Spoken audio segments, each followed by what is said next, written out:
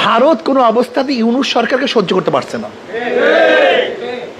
যতদিন ইউনূস সরকার আছে মনে হয় যেন তার মাথার উপর একটা গজব, একটা পাহাড়। সে চাইতেছে যে কোনো মুহূর্তে ইউনূস সরকারকে সরাতে, কিন্তু সরাবে কিভাবে? সরাবার পদ্ধতিটা কি? দারুণ চমৎকার এক সমাজ সরাবার পদ্ধতি।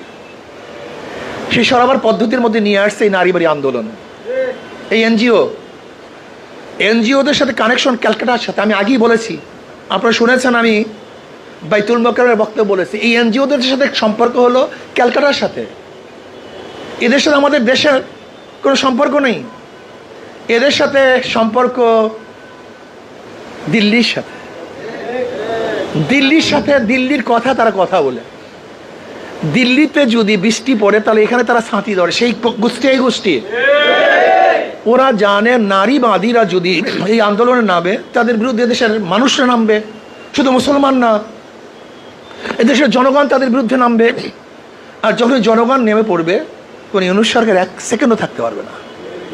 এই ইউনূস সরকারকে নামাবার পদ্ধতি পলিসি, অন্য কিছু না। তারা জানে এটা বাস্তবায়ন হওয়া সম্ভব না।